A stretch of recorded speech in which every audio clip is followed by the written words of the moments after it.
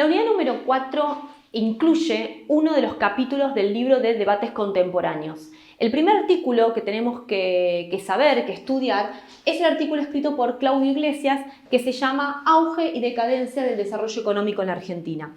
Básicamente lo que el autor trata de explicar en este capítulo es buscarle de alguna manera la causa, ¿no? Examinar las causas por las cuales hay una sensación de frustración en los argentinos que tiene que ver un poco con el auge en algunos momentos de crecimiento económico argentino y la decadencia que nos ha llevado hoy a problemas graves, ¿no? En lo que tiene que ver con la economía, ¿sí? De alguna manera él busca tratar de explicar esto, por qué Argentina no avanza, ¿no? Por qué Argentina está de alguna manera estancada, por qué hay problemas de crecimiento, por qué hay bajos niveles de vida. Lo sintetiza como en tres grandes como variables. Recuerden que el autor está haciendo foco sobre todo en las cuestiones económicas, preocupaciones económicas que tiene la Argentina y digamos una respuesta al estancamiento económico que tiene la Argentina, ¿sí? Bueno, primero hay problemas en lo que tiene que ver con el ingreso de salario por habitante. Los ingresos por habitante son bajos. También hay un problema de desempleo grave, importante, o mucho trabajo irregular, informal. Y hay una distribución del ingreso también mala, que en algún punto está vinculada con el ingreso por habitante, ¿no? El ingreso por habitante es bajo, ¿sí? Por lo tanto, hay una distribución del ingreso no equitativa, digamos. Grandes sectores económicos concentrados se llevan la mayor parte y el resto de la población, trabajadores por ejemplo, tienen un nivel cada vez más bajo, ¿sí? Ha habido de alguna manera distintos abordajes frente a estas cuestiones, pero una de las cosas que dice el autor es que si bien estos son temas claves para la ciudadanía, muy importantes, no están en la agenda política de los gobiernos, digamos. No están tenidos en cuenta. Los gobiernos no buscan resolver estas problemáticas que son importantes, un poco porque se quedan en cuestiones coyunturales, otro poco porque hay una incapacidad del gobierno o de la élite gobernante de crear acuerdos mínimos, consensos y demás para de alguna manera encontrarle la vuelta y resolver estas problemáticas. Otra de las explicaciones que de alguna manera el autor da a los problemas de crecimiento y desarrollo en Argentina tienen que ver con tres cuestiones importantes. Por un lado, en Argentina existe un sindicalismo poco propenso al diálogo, poco pluralista, que de alguna manera ha puesto palos en la rueda muchas veces a los gobiernos de turno. Por otro lado, algunos gobiernos subnacionales que también no acatan normas o leyes del Estado Nacional. Y por otro lado, algo muy pero muy importante, una burocracia pública que reemplaza a los profesionales que deberían hacerse cargo de las cuestiones de administración del Estado.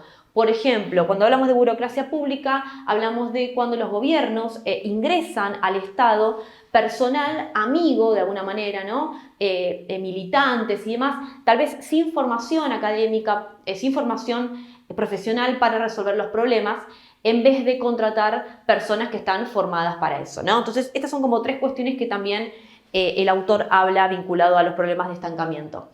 Y también analiza tres momentos, más que nada, esto lo van a ver en el texto obviamente, pero más que nada como para finalmente decir que por más que se apliquen distintas recetas, estas no han traído demasiados buenos resultados. Tenemos, por ejemplo, esta etapa, la del 75 al 83, cuando gobernó la dictadura militar, que aplicó medidas vinculadas un poco al neoliberalismo. Luego tenemos del 83 al 91, en donde se trató de redistribuir un poco más y aún así tampoco dio resultado. Acá tenemos el gobierno de Alfonsín. Luego, a partir de 1991, durante el gobierno de Carlos Saúl Menem, con el ministro de Economía Cavallo, vuelve a profundizarse en medidas neoliberales que, si bien con la ley de convertibilidad se estabiliza la economía y baja la inflación, uno de los problemas graves que siempre tenemos en el país, la cosa vuelve nuevamente a estallar a partir del 2000, 2001. Y luego tenemos bueno, una gran crisis a partir, como les decía, a partir del 2000, 2001. Y acá tenemos del 2005 al 2015 momentos en donde ingresan otros gobiernos más de tinte populista, por ejemplo con el gobierno de Néstor Kirchner a partir del 2003, y si bien también buscan resolver los problemas con recetas distintas a las aplicadas acá anteriormente, a partir del 2011 hay nuevamente una crisis y otra vez la cosa comienza a estancarse. Por eso decimos que distintas recetas pero sin éxito, ¿no? Un poco también como para ir resumiendo estas cuestiones, el autor también sostiene que estas medidas o estas cuestiones económicas que se ven también dañan, todos estos problemas económicos, estructurales, dañan también a la democracia, ¿no? Y de alguna manera también podemos pensar que por culpa de estos problemas económicos hemos llegado a un momento en donde la democracia está complicada, ¿no? La cultura cívica, la cultura del diálogo, la cultura del intercambio de ideas y demás ha sido reemplazada por una cultura de la división y del conflicto permanente, ¿no? Entonces, y también ha sido reemplazada por esta idea de la desacreditación de una idea si viene de parte de un gobierno que es opositor al gobierno que estaba en el poder, por ejemplo, ¿no? Entonces también estas cuestiones, otra vez volvemos a lo mismo que decíamos anteriormente al principio, los gobiernos o las élites gobernantes no han podido aunar criterios comunes para resolver estos problemas económicos, sino que el problema es permanentemente la división y el conflicto. Por último, el autor afirma que muchos países con problemas similares a la Argentina han podido resolver estos problemas de inflación, de crisis y de deuda fiscal, digamos, ¿no? Pero de alguna manera no han tenido al Estado como un botín de guerra, ¿no? Estas peleas que muchas veces se dan entre los partidos políticos por llegar al poder, administrar los recursos del Estado como si fueran propios, ¿no? Otra cuestión es que también menciona en el artículo es que de alguna manera está en contra de un Estado que esté subsidiando permanentemente con grandes déficits fiscales, deudas externas, inflación y demás, y apuesta de una manera por una economía más diversificada en donde se proponga un consumo y una reactivación económica a partir del consumo y de la producción diversificada del país.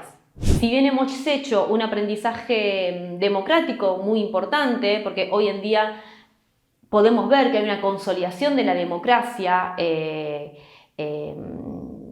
comenzó de alguna manera a partir de 1983 con el gobierno de Alfonsín y continuó posteriormente con mucha educación cívica y demás, todavía hay que resolver los problemas económicos y tratar de ver de qué manera podemos pensar en proyectos comunes para sacar a la Argentina adelante.